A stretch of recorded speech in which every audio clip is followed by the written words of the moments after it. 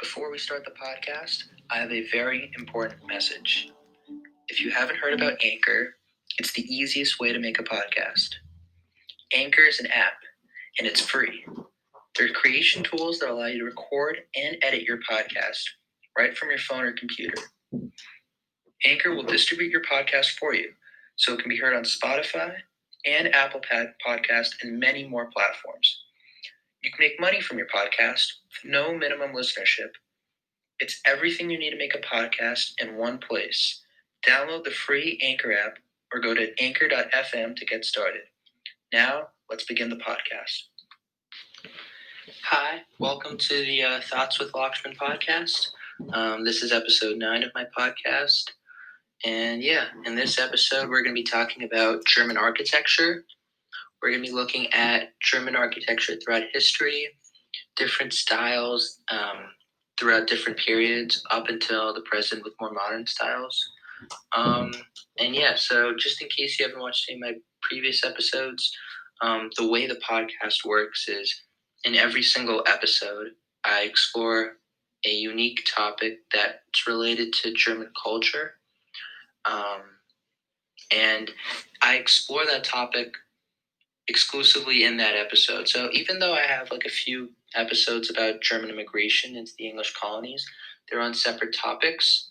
But basically, if you're interested in one topic in an episode, you're not missing out on anything else by skipping other episodes just to watch that episode, because I only focus on one topic each episode. And that's the way I like to do it. So it's almost as if each episode's like a chapter. That's a way that I like to think about it. But so just in case you haven't watched any of the previous episodes, I'm going to do a quick rundown on some of the previous episodes, just brief a bit about it, and then I'm going to get into today's topic, which is German architecture. So in the first episode of my podcast, I looked at East German nostalgia after the Berlin Wall was taken down. Obviously, you would expect East Germans to be ecstatic after the Berlin Wall was taken down, because definitely West Germans had the better of it. More economic success in West Germany with the capitalist market, opposed to socialism in East Germany. Yet, still, East Germans were still, even though they were super happy, they felt nostalgic because certain products that survived only because of the socialist market in East Germany, they died out quickly in the capitalist market. And these products, like spree-wall pickles, or certain types of mustards and wines that East Germans had become so accustomed to, and they became such an integral part of their life, they quickly disappeared. And people had become attached to those products. And it's interesting. It's an interesting dynamic, and it's an interesting way of viewing the Berlin Wall, because obviously it's a positive that it came down. No one wanted East and West Germany to be separated, but it's one negative that happened as a result of that. So I thought that was an interesting way of looking into the topic. I also talked about a movie. It's originally in German, but I believe there's a translated version.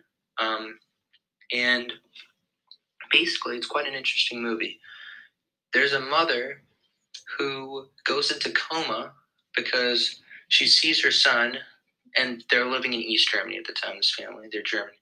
And the mother goes to coma, and the mother's in her, I think, late 40s or something, late 50s, I don't know. But her son's in his teens, and she sees his son protesting against the socialist government, the communist Soviets, and she goes into coma.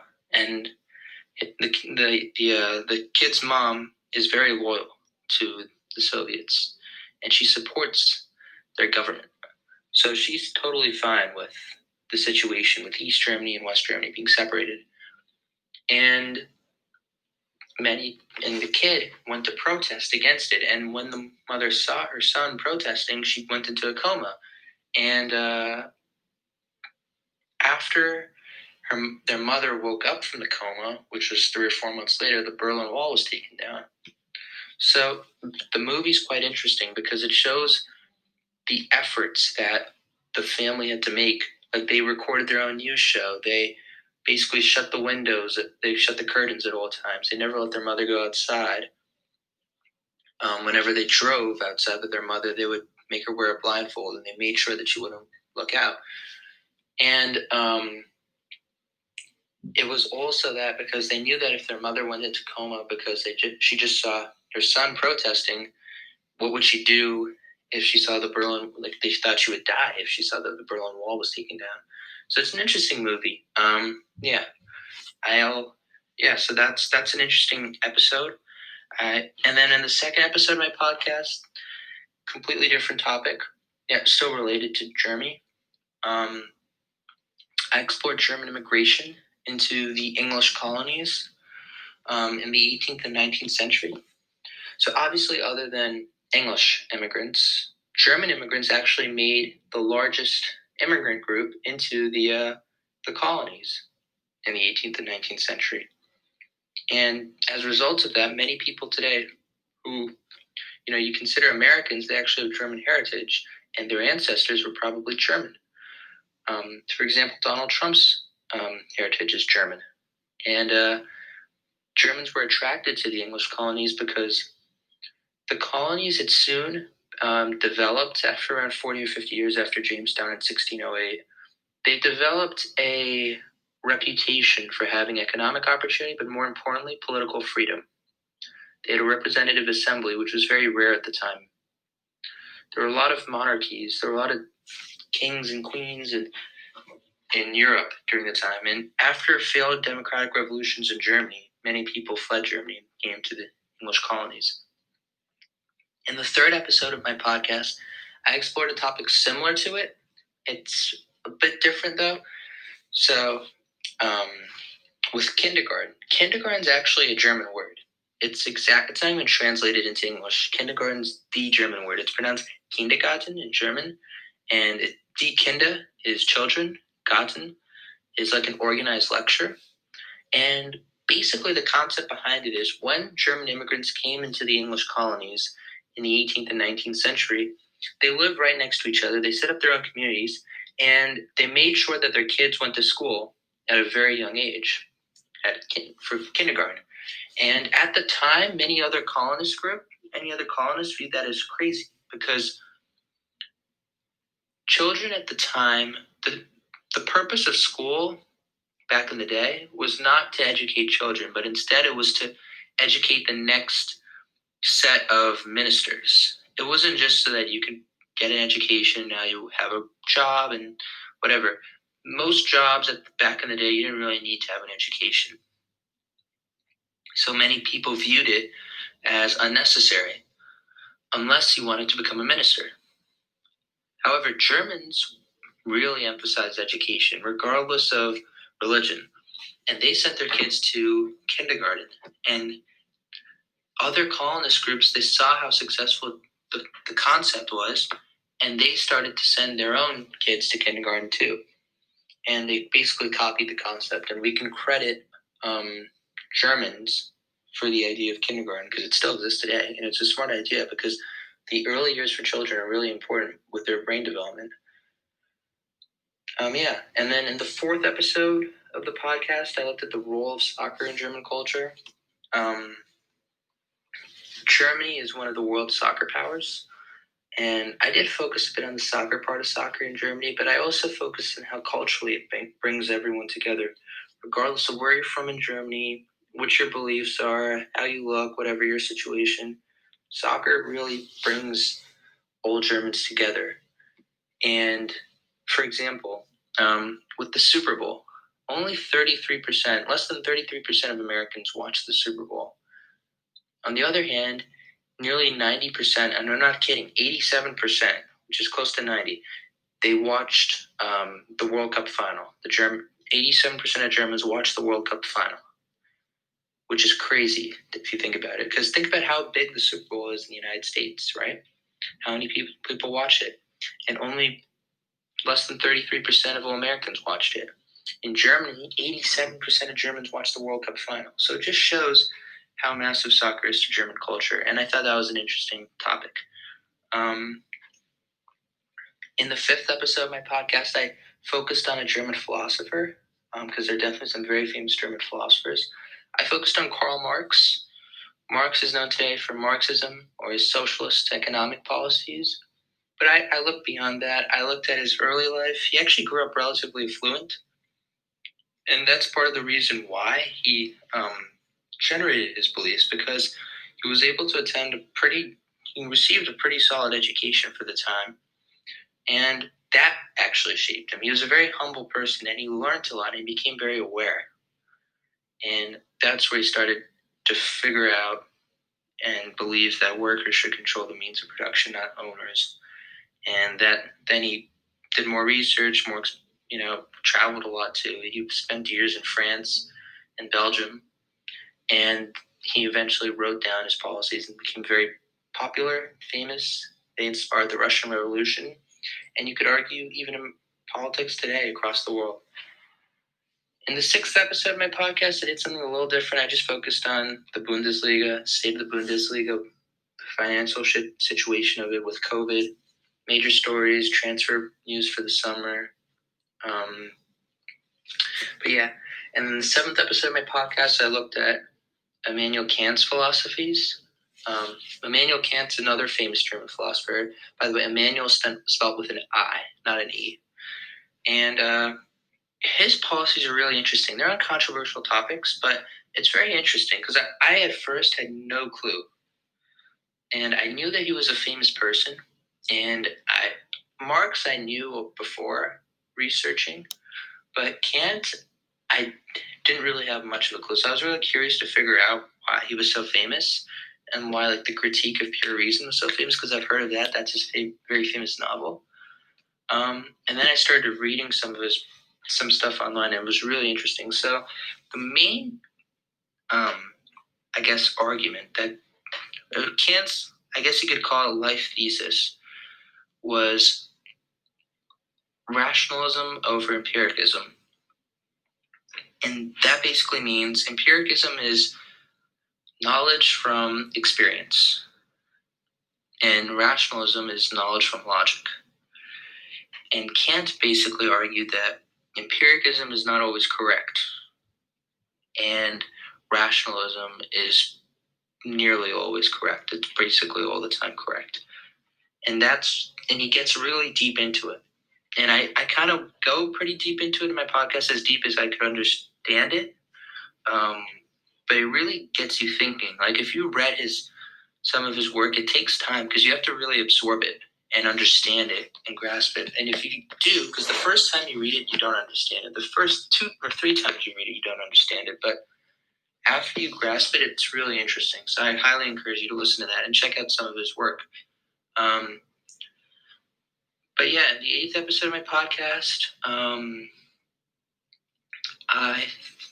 so I focused on German religion. Religion in German history. Germany is pretty split. You have about 29% of the population are Roman Catholics, 27% are Roman. 29% Roman Catholics, 27% are Protestants. But a good chunk of Protestants actually left Germany back in the 1700s and 1800s. They left Germany because Roman Catholics were actually more powerful at the time. But yeah, throughout history, religion is really interesting in Germany.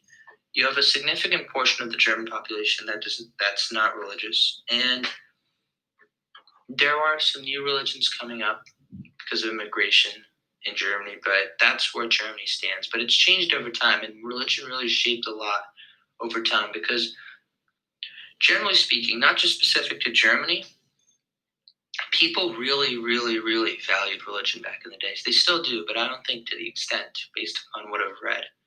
And it allowed ministers to have significant political influence. They were crucial, and they really were able to boss their way around.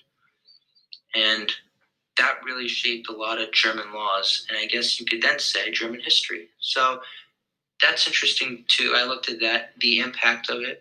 But yeah, And like I said earlier, if any of those topics interest you, you can jump straight to it because my podcast is not um, related at all. So so let's get started with architecture in Germany. Germany is a mix of a lot of different types of architecture, like styles, which I think is quite cool. You can see a bit of a lot of like European styles. You have ancient Roman architecture, you have pre-Romanesque, then you have Romanesque, you have Gothic with a lot of cathedrals, you've got the Renaissance, you've got Classicism with a lot of German buildings are very classical. You've got Historicism. You've also got with like medieval type buildings. You've also got more modern buildings in recent times. But yeah, let's go through. We're going to focus throughout history with German architecture, and we'll go start all the way back as far as I've found that interests me, and then we'll work our way to the present. So, but first, just a bit of background. So, there, the fragmentation, I guess you could call it, of and centuries of fragmentation of Germany into different kingdoms, principalities. I guess you could say that it definitely caused a great regional diversity with architecture, and that really created like a diverse architectural style, so that you can't really point to one style of architectural style that's more common in Germany than any other. It's very split up, and that makes Germany very unique. And its history shaped that because of the different kingdoms, which resulted in that. You've also got the devastation of architectural heritage from the wars that Germany fought, and a lot of that more classical and historical and medieval and Gothic architecture and pre-Romanesque architecture that was destroyed in wars that Germany fought. That has resulted in extensive rebuilding in more simple, modern architecture. So the first type of architecture was the ancient Roman architecture, because back many, many years ago, the Roman Empire actually extended over much of today's Germany. And you still have significant remains in Germany of this ancient Roman architecture. And a lot of Roman architecture, like there's some giveaways that, and I remember my Latin teacher telling me this because we did a project on this. We had to create our own villa, but there are definitely giveaways that an area has been, or not has been, but rather was part of the Roman Empire, because the Romans had specific advances that were very distinguishable. For example, they had underfloor heating, they had glass windows, and those are some giveaways that the architecture style was from ancient Rome.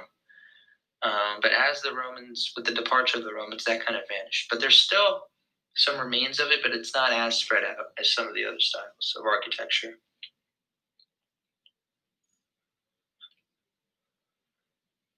After ancient Roman style, we can focus on the pre-Romanesque style.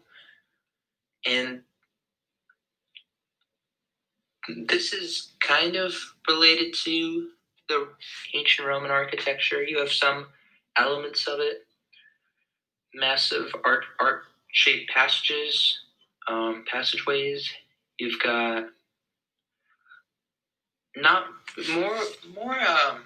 I guess you could not much geometrical figures. Not very many geometrical figures. That's more Romanesque, but more grand, I guess you could call it. A lot of churches, a lot of very famous churches in Germany, were constructed in the pre-Romanesque period in Western European architecture. And that's probably what the period is most well known for. And generally speaking, there are a lot of very beautiful things in this time, because, like I mentioned earlier, religion was such a massive part of people's lives, and they were willing to pay heavy taxes to fund these grand churches being constructed. The Romanesque period, this was from around the 10th to the early 13th century, and it's mainly characterized by semicircular arches. So you had more geometrical-ish type of stuff. You have cathedrals, with really sharp, narrow, triangular roofs, I guess you could call it, yeah. More construction of churches and monasteries in this period. This period is also very well known for the construction of many castles. And the Romanesque period is similar to the Romanesque period came right before the Gothic period, and towards the end of the Romanesque period, you see more castles being constructed, and these castles extended into the Gothic architecture, and this flourished during the medieval period, and Gothic cathedrals were really significant. That probably marked the period, and they still stand. They're still there today. Gothic cathedrals, they're very, they're very grand. They're characterized, and they're probably identified by their very sharp, I guess you could say tops, where it's almost like it creates like a point at the top where it's really like pointy, I guess you could say, but it's really interesting how they built it. And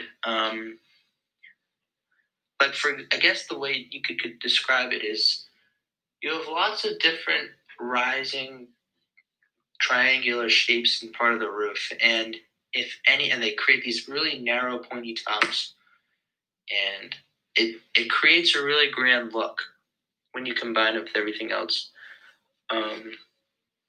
For example, if you search up the Cologne Cathedral, and you could search up at night, it really it really represents the Gothic architectural period, and it's the largest Gothic cathedral in the world. It actually took 600 years to build, with many interruptions, which is pretty crazy. It began in 1248 and actually finished in 1880. But yeah, there are different types of styles of Gothic architecture. You have a more simpler style, you have a more grander style. You can see the more grander style with cathedrals and churches. But also with the more simpler style, you can see that with buildings where people stayed in Germany, with townhouses.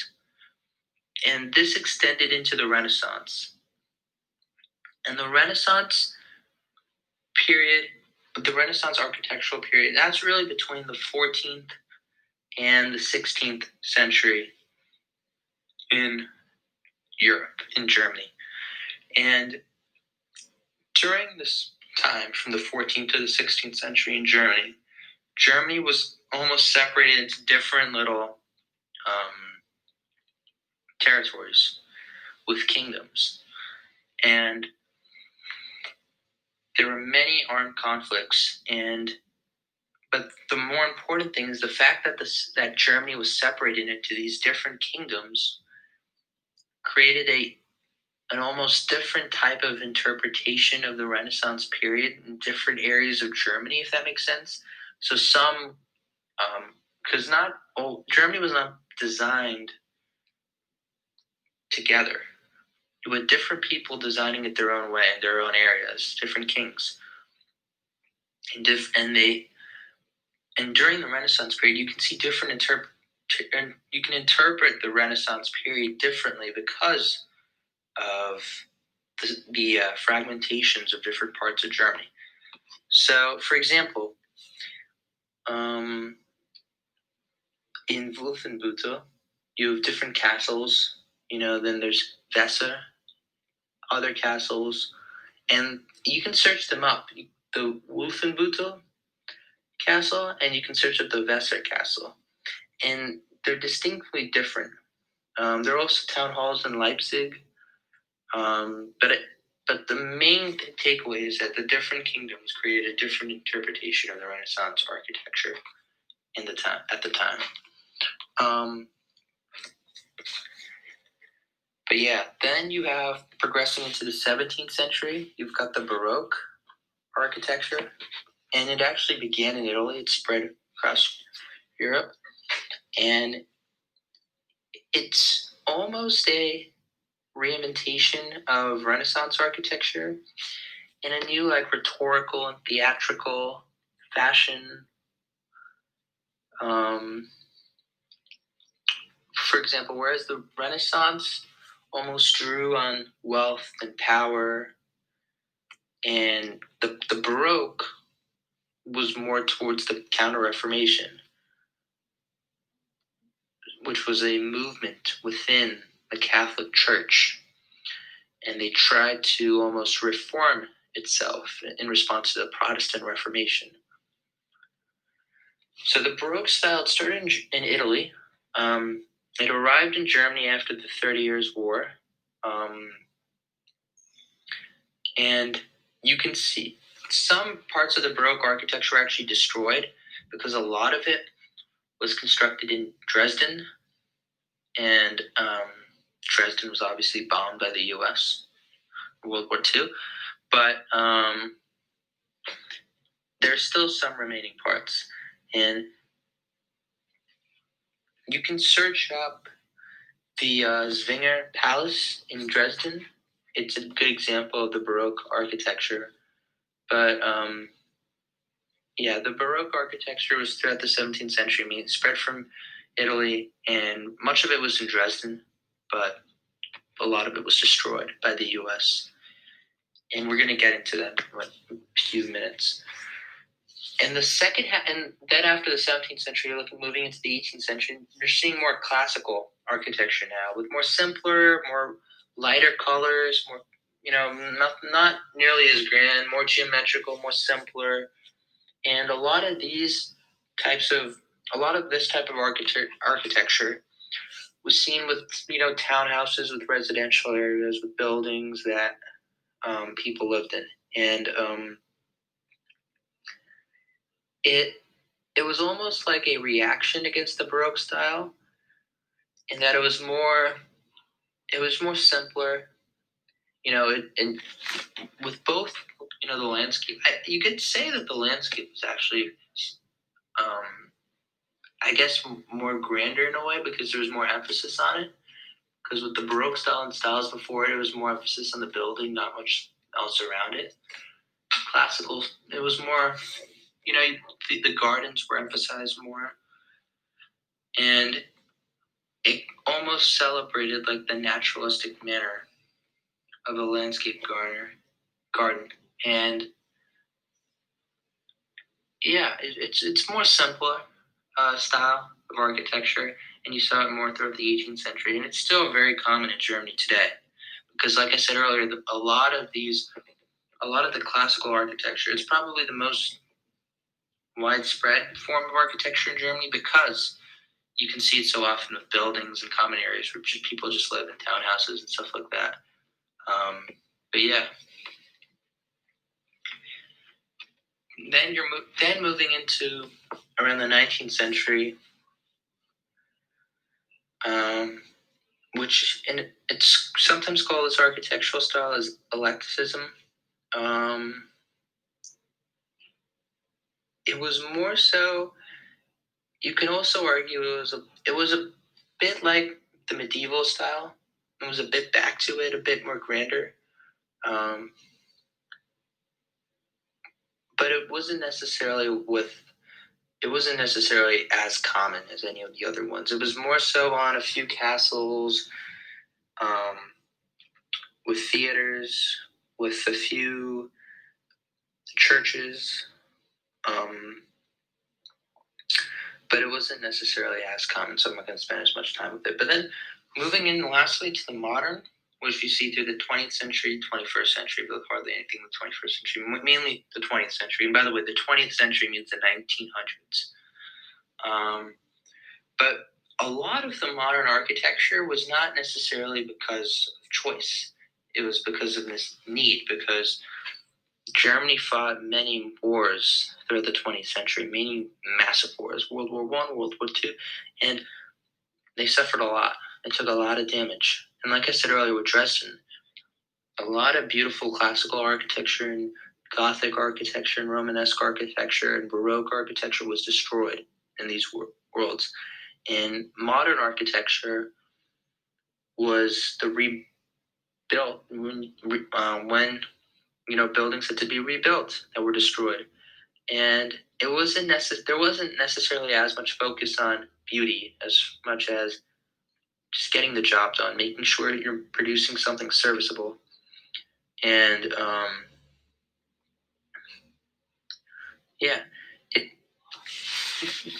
people, defer on what they think of it.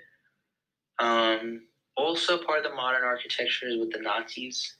They influenced architecture at the time. They were more into geometrical stuff, and when they had controlled the architectural period, also the architectural style, I should say, was more so fit their needs and wants. But yeah, I think the modern period of architecture wasn't as, it was more so necessity. It wasn't more of beauty. Germany wasn't really doing that well economically after the wars, and significant reparations they had to pay off. And after so many necessary buildings had been destroyed, people just wanted them to be rebuilt as quick and fast as possible so they could be usable again. But yeah, thank you for taking the time to listen to my podcast. I hope you enjoyed. But yeah, I hope you learned something. Today we did a bit of an introduction. I spent a good chunk of time talking about my previous episodes. I want to try and introduce those because in case someone watches one video and they don't, because there have been some glitches with some of the podcast platforms, so I just want to make sure that I do that so I can expand my podcast. And yeah, thank you for. But sorry if you thought that the long intro was annoying. But yeah, I hope that you learned something new.